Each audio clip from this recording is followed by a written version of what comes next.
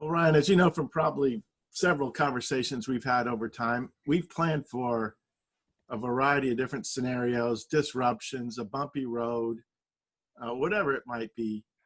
We never knew when it would happen, how it would happen, and certainly we hoped it wouldn't happen, but we couldn't be naive either.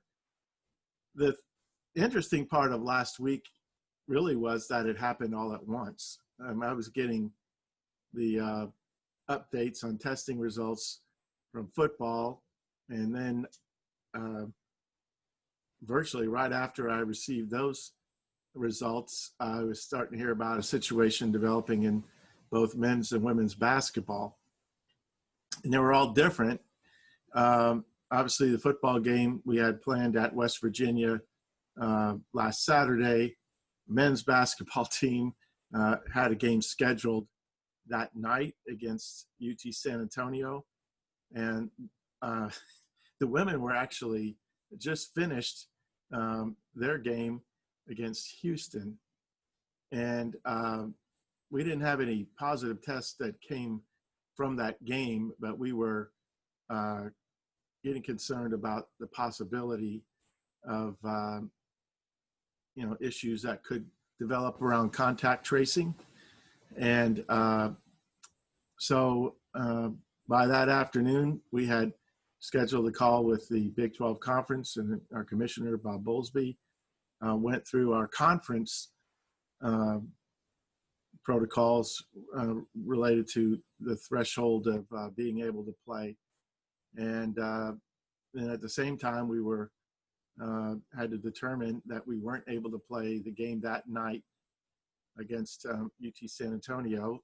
They literally had gotten in the night before and were ready to play the game. We couldn't allow them to come over for their shoot around. And then by Thanksgiving morning, very early, we had developed more and more concern around women's basketball and player availability. And we subsequently had to cancel our trip to South Dakota for a 3-game tournament. So that's, that's not much happening for pre-Thanksgiving. Yeah, no kidding. Appreciate it, Joe. Okay, let's go to Eric Bailey, Tulsa World, and then Jason Kersey. Joe, again, thanks for doing this. What was it like for you as an athletic director waiting for football testing results yesterday about seeing which way things are trending going into Saturday's game? And what do you think it'll be like tomorrow during the rapid test phase? It's, it's something that we have to be patient with. And I feel good about all the protocols that we have in place, what we're following.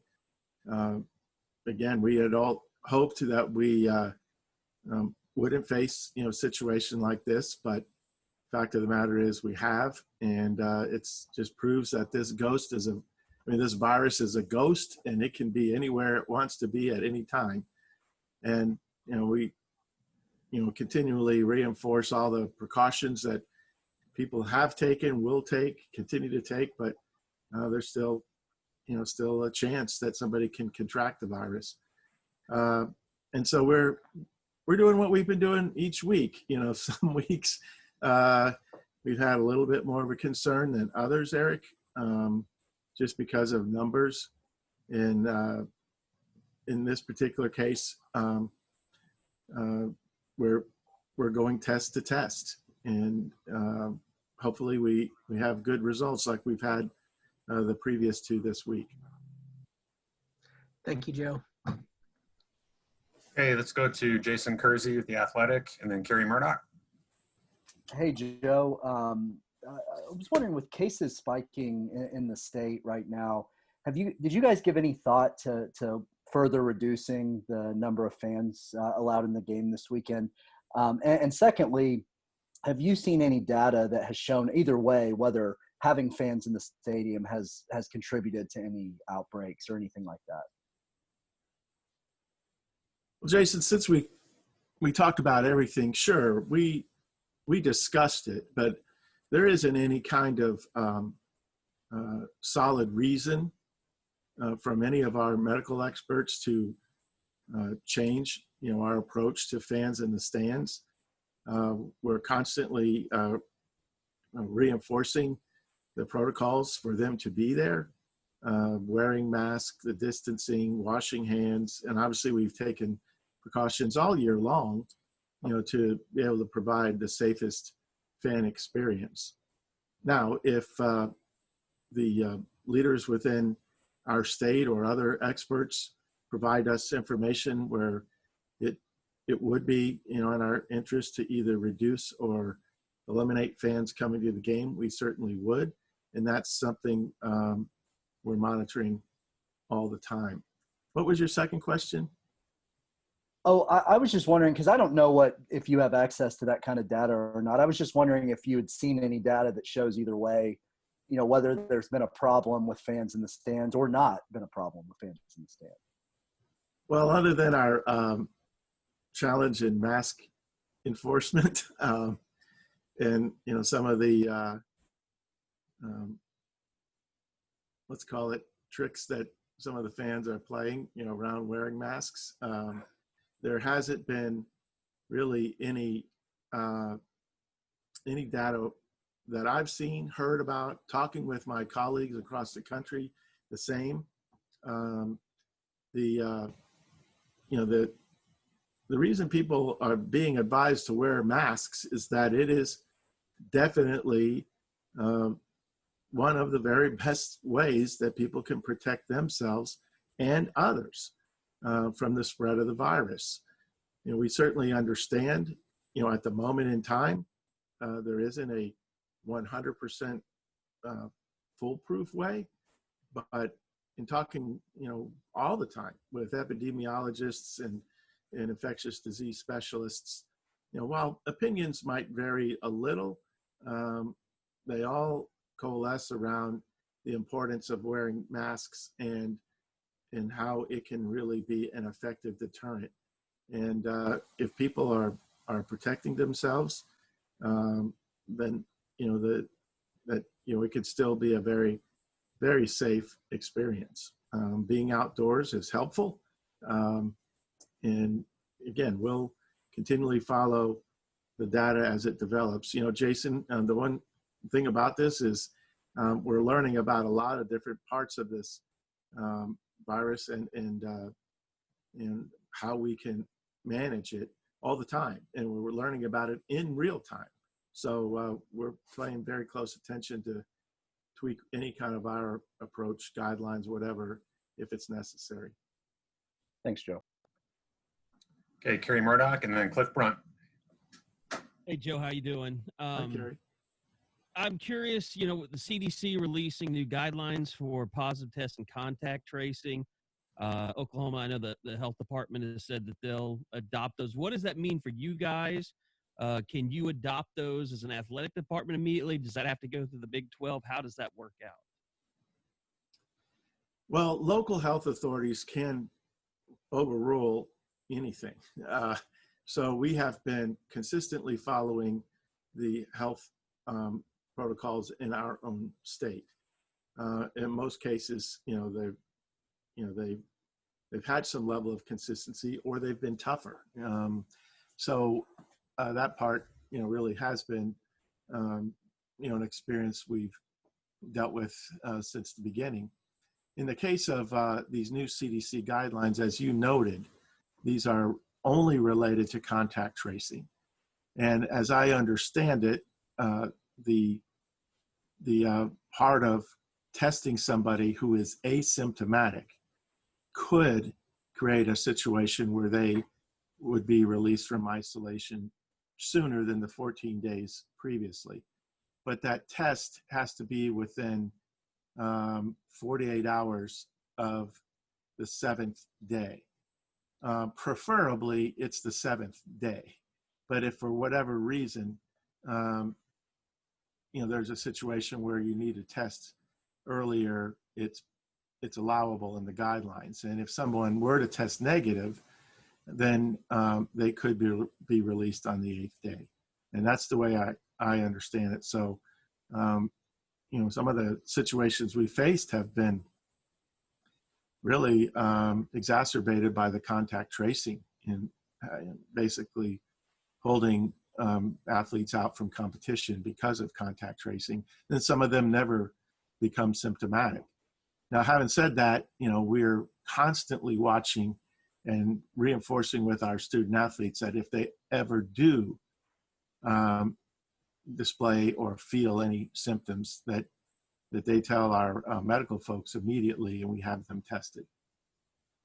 And I know, this all just came out, but on the timeline of that, do you feel like that's something that can be implemented quickly as far as the contact? Immediately. It's effective immediately. Okay. Thanks, Joe. Sure. Okay, Cliff Brunt with AP, and then Barry Trammell. I appreciate you, Joe. Lon Kruger's 68 years old, and some of the other basketball coaches around the country that are in his general age group, 65 plus, have already gotten COVID. Boeheim, Izzo, Rick Barnes, and others. The circumstances for basketball games are not ideal. They're indoors, fans are present, and as we know, older people are at greater risk. Are you concerned at all about this, and is there anything different you have in your protocols for coaches and employees in that age group to protect them? Well, we've gone over all kinds of proactive measures for every one of our members of our family. The health, the health care workers of sorts on our staffs. We call them trainers and doctors, but those folks on our staffs that are serving student athletes, the precautions that we ask them to take, they in a sense have a little more of a frontline relationship, like we hear and salute, to those that are working in clinics and hospitals and nursing homes and anywhere where they're serving people who are sick. So they're doing everything to take precautions, in that regard. And our coaches and players and other staff that are involved in practices, are required to wear masks, during this time. They're tested constantly, like our players are, and our doctors are offering them the same type of expertise as anybody else. You mentioned Coach Kruger, and don't want to cite him. He's as a health care nut as anybody I know, and he really goes above and beyond to protect himself, but he also understands in his job what he needs to do to be leading in some difficult times, and how he's reinforcing that with his own players. Okay, Barry Trammell, followed by Garen Emig. Yeah, Joe, we're getting nearing the end of football season, and to some degree, it looks like you're going to pull it off. Maybe not exactly the way you wanted to, but we're just at the front of college basketball, and the pandemic is raging. There's an end in sight, but it's still raging. Some talk about delaying the season. Rick Pitino called for the season to be delayed. How do you stand on possibility of taking a break from college basketball and saying, let's regroup in January or February and maybe try to finish in May instead of March? There's certainly no guarantee we could complete any of the season starting then. Barry, when we talked at length about whether or how we were going to have any seasons, football, basketball, we've had volleyball and soccer this fall already. We pushed the start of some of the other sports off to after the first of the year, significantly reduced, their travel. Many of our teams are traveling, regionally. All the different ways that we can be very smart about how we go forward. We've listened to our student athletes as well, and they want to play as long as we can provide a safe path forward. And at every turn, every juncture, and every decision, we have reflected on that premise. Are we providing the safest path forward? And in talking with the experts that have been part of this discussion all along, we believe we are. And there's no guarantee that just moving the dates, some amount of time will change, anything. We have delayed the start of all of the seasons so far to some degree, as you know.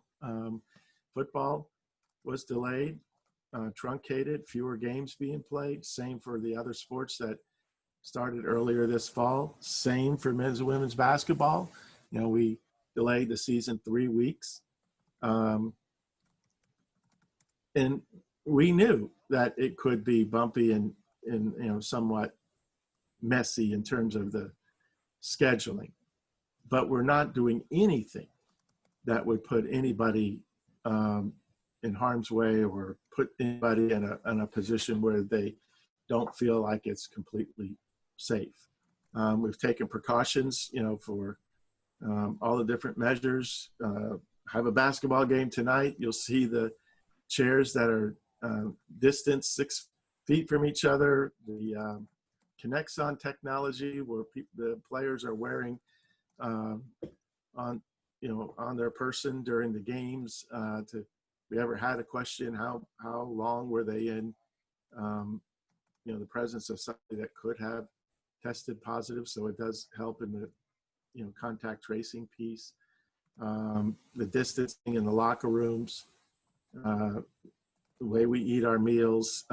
There's just lots and lots of things that we've done to try and give us the best chance to have a season as safely as possible.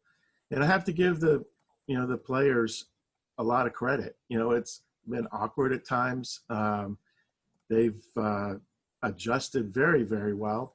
They've understood, that, this is the current world, and, for them to play, this is what they have to do. And they've embraced it and been very flexible. So we also have to give them some grace, that, when they're starting a season, it's not the conventional way. 4 or 5 days ago, we didn't have a game tonight. We finalized this game on Monday night. Happened to be with a team we had to cancel last Wednesday. Fortunately, they were able to work something in their schedule and be able to come back to Norman from San Antonio. Probably have to give a lot of credit to Coach Henson, who is obviously very familiar to you all, and certainly one that we enjoyed having, in our program for those years he was with us. So everybody's trying to do their best. The situation around the Florida game, the coaches got together. They also ran into a situation similar to what we did a week or so ago, but a little earlier than we did. And they were a little further along in terms of being able to play. We weren't 100% certain until our Monday morning when we got our test results that we would be able to be ready to play later this week. The two coaches got together. They were looking at an opportunity to go play 2 games, I believe, at the Mohegan Sun. If we weren't able to play, we weren't able to commit to anything on Sunday. So, in essence, they took the games that they could play, and we decided to move that game off, for another year. We're going to keep the home and home series with the Gators, but it'll happen a year from now. Those are the kind of things, Barry, that, whatever. This is it's a scheduling challenge. If you have a weird sort of sense of humor, it's probably, outside of, making sure everything's safe, just the idea of trying to figure out how you're going to create a game, schedule a game, get a team where they're supposed to be. Obviously, again, I put a footnote to everything as safely as it possibly can be. But this is what we're going to be up against. And we've scheduled some conference games, in this month. In fact, our first one is Sunday at TCU, and we have one later on in December at home against Texas Tech. And we've built in some time through the course of the season to allow for rescheduling. So in essence, Barry, we thought through it all. There's no guarantee if we pushed it off to January 1 that we'd get many more games in. February 1, pick a day. There's really no guarantee that it's going to be any better. And it's certainly, still been deemed through our protocols to be a safe path forward. Darren Niebig, and then John Hoover. Hey, Joe, the last week or so has brought some, I guess, maybe unseemly things happening with regard to the end of the season, football season. You had a couple of high-profile coaches kind of sniping at each other about a cancellation. Even after the last playoff reveal Tuesday night, there was some talk on the ESPN show about whether teams might duck, one team might duck another. You're getting some gamesmanship sort of creep into this. I'm just wondering, I don't know, you've got your own problems to worry about right now, I realize, but if you've gotten the same sense of where this has been headed on a national front, does it upset you at all? Or was this sort of always going to be a byproduct of people are frustrated? It's been a long season for everybody. It's a complicated situation, and this kind of thing's going to happen. Well, in many cases, Garen, it is a complicated situation. And candidly, there might be some similarities from one to the other, but they're maybe never exactly the same. And we won't always know what the dynamics are behind the scenes, issues that teams would be facing. We talked through all of this at the beginning of, prior to the beginning of the season. Candidly, we were having these Zoom calls during the summer, and you kept asking us, "What are we doing?" and how many scenarios we were planning, and how many times we rip one up and throw it away and start another one, particularly when a piece of news would develop and we had to adjust and plan accordingly. So we had hoped many of these would never be faced, but we're not really totally surprised by it, because this was part of the process that we went through before the season ever started. So when we got to a point, we would be prepared to pivot, to be flexible, to adjust. And again, I say it many times, but to make decisions that are aligned with the protocols and or our approach of trying to have this season completed in a safe manner. And we have never deviated from that. If you go back to when we started having our first Zoom call back in March, you knew what I said then, and I've said it many, many times since. Our benchmark has always been do the right thing with the health, safety, and welfare of the people we serve in mind, period. And it's never been something that has ever been compromised in our decision making. Now, in other conferences, it's hard for me to know. Certainly, improper for me to try to even speculate. Mm-hmm. And as a member of the College Football Committee, I can only talk about my team, my program, our university, our situation. It's probably best, that I don't, say anything that could be, incorrectly inferred, knowing that, I have a role on the committee. So our approach always has been let the chairman and or Bill Hancock, speak on anything that could be relative to that process. So I know there are a couple of parts of the question that you asked, maybe not directly related to the CFP, but I'm going to make sure I don't say anything that could be misconstrued. Has everyone in the Big 12 been on the level in your experience this year about all this? You haven't had any issues, have you, in the conference? All the ADs that I've talked to have actually shared real-time experiences Yeah. and how they have managed it, what they learned through it and or after, what, if anything, they could have done differently. And in some cases, there wasn't anything they could do differently. They went back and triple checked what they did and would do the same thing. There was no fact that, a positive test or a small outbreak within the team came from something that they did or didn't do. But obviously we're making sure that we're going above and beyond to protect everybody. Mm-hmm. And but I think we've all learned from each other. Teams have played, in some cases, shorthanded. I'm not sure there hasn't been a single team in the Big 12 that hasn't played shorthanded once or multiple times through the course of the season so far. And a couple of the games,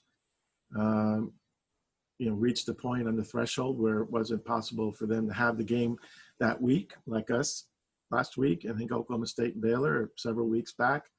And fortunately, because of the way we built in that open date, we were able to reschedule.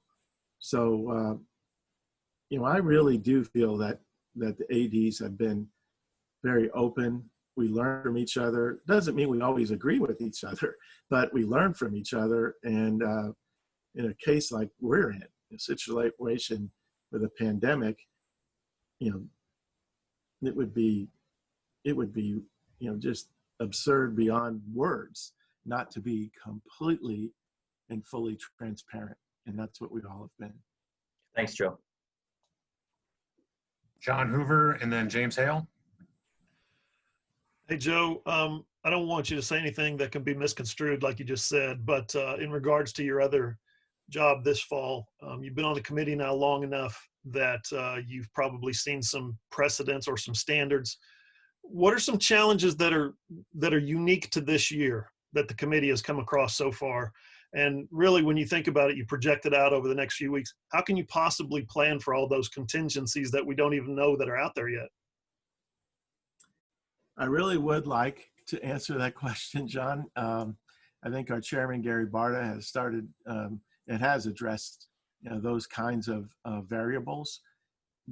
The kinds of things we're talking about, if you extrapolate that over the college football season and various conferences, you could figure out some of those. But again, I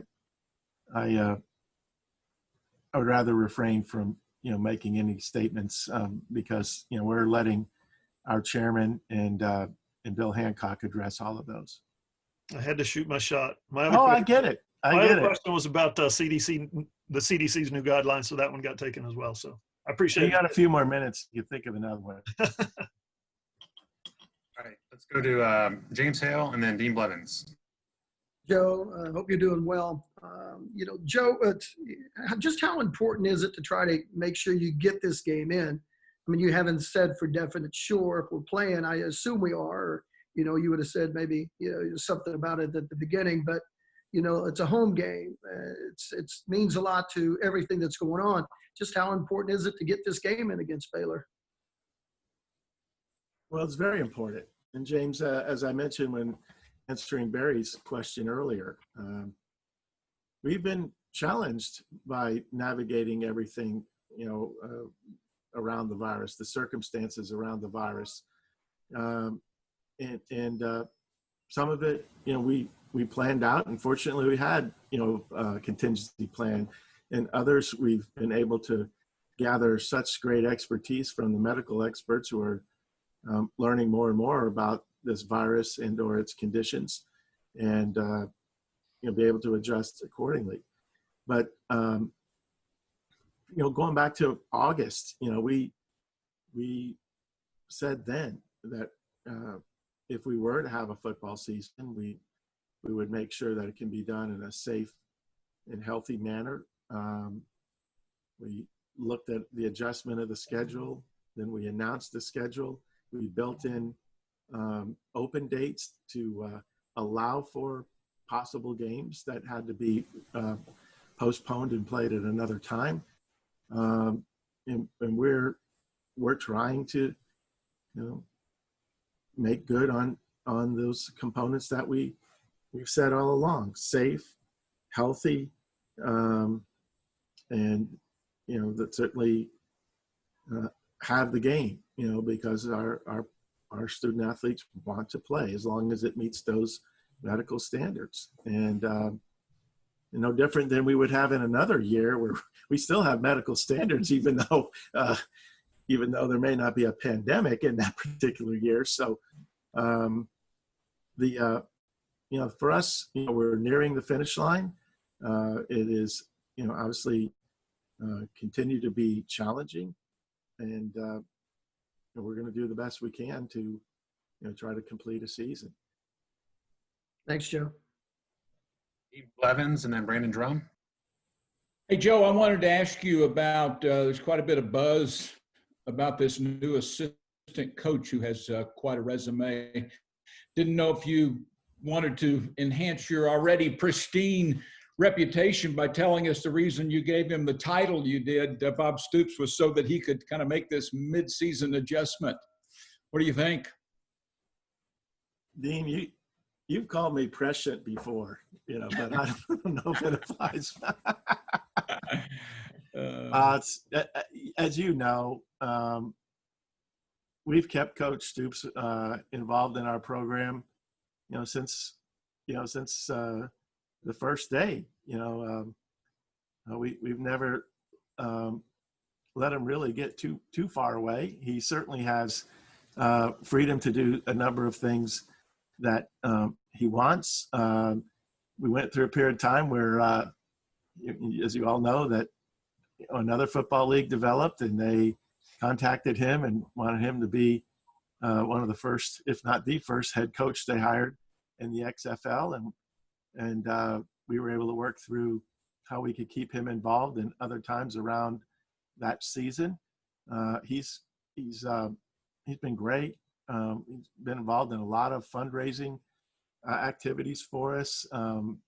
We've really put a premium during these times to build relational capital with our donors and ticket holders. And, these times when even some of them who want to be at the games can't. And so we've had programs that connect them back to the university in some way, shape, or form using this technology of Zoom. So, we didn't necessarily plan it out exactly like this, but as you all know, when I said he'd be the special assistant to the AD, I said he'd be doing very special things. So here's one of them. Okay, let's go on to Brandon Drum and then Sam Kahn. Hey, Joe, you've been a AD for several decades now at Oklahoma, and you were in the athletic departments at other universities prior to this. As far as just how crazy this year has been, is there anything you can look back upon that kind of maybe helped you deal with what's been going on this year? I know this is a totally completely different circumstance than any other year, but just kind of something that, or anything that has helped you kind of learn how to navigate through so many different variables that this year is kind of thrown at you. Brandon, yeah, I think that's a fair question. Right. None of us have been through a pandemic, so can't really draw on that particular kind of experience.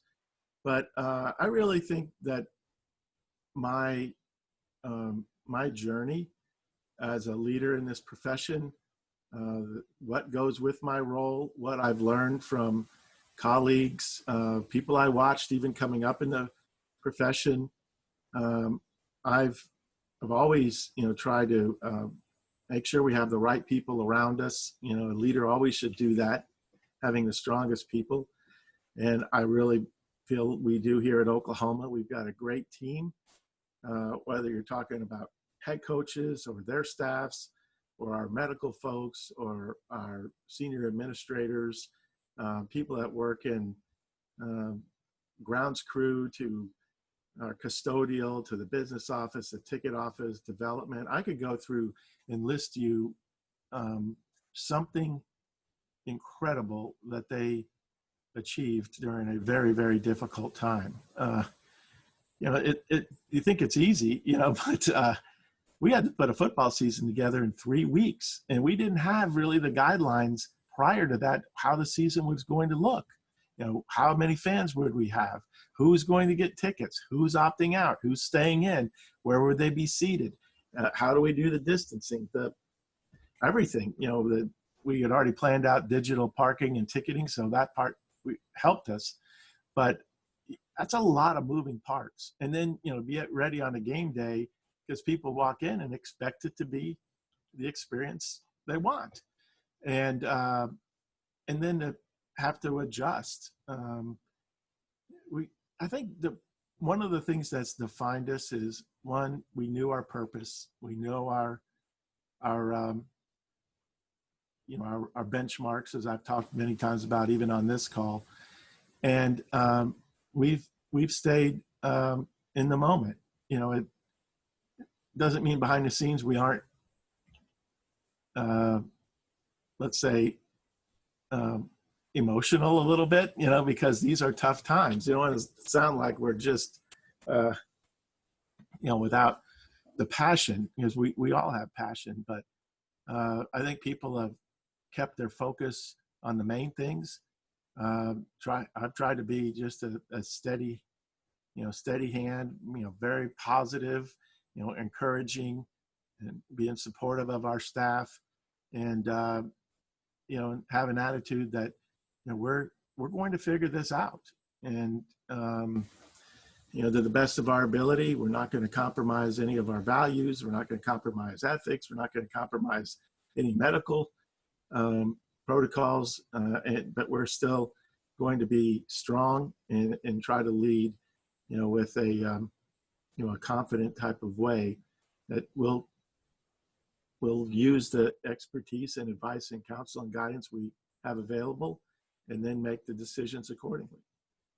And so I think over time, it's just having moments where I've always, as an AD, you always run into situations that create, that has some level of upheaval with it, that aren't expected, and you have to adjust. But you have your go-to characteristics in your own leadership toolbox, if for lack of a better way to say it, that helps serve you in these kinds of moments. Okay, we got time for one last question. That'll be from Sam Kahn with ESPN.com. Sam. Hi, Joe. I'm curious, earlier today, the Knight Commission made a recommendation that FBS football form its own governance structure separate from the NCAA, while every other sport remain under NCAA oversight. I'm curious what thoughts, if any, of you have on that. Sam, I'd like to have a chance to read a little of what they said. Literally, right before I jumped on this Zoom call, I heard about their announcement, but I haven't read any of the the details about it, if there were many provided. I do remember and participated in a survey or several calls they've had over a period of time, trying to identify a model for FBS football going forward. How we handle our own membership association. There's so many things changing in our world, obviously. And so there have been many people working on various areas and research projects associated with them to try and get feedback from members throughout our organization. So I'm guessing this is a result of not only the feedback that they received, but what the Knight Commission has discussed over a period of time. I'm excited to see what kind of ideas that they've put out there, and I'll be happy to talk more about it once I get to detail.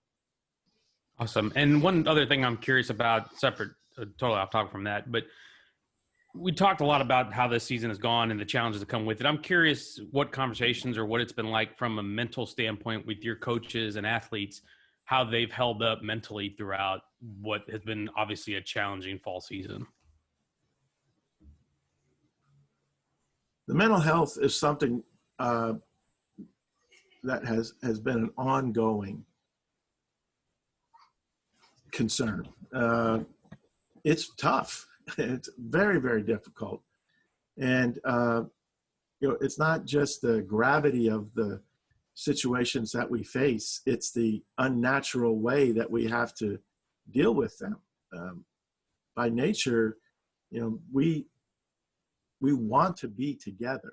We don't want to be standing 10 or 12 feet apart all the time. We grow as people by learning from each other. And yes, I'm glad that we have technology like this that can supplement versus, having, this happen in a period of time where we didn't have it. But it's not a good substitute, in the long run. We're using it. Obviously, we'll make the most of it.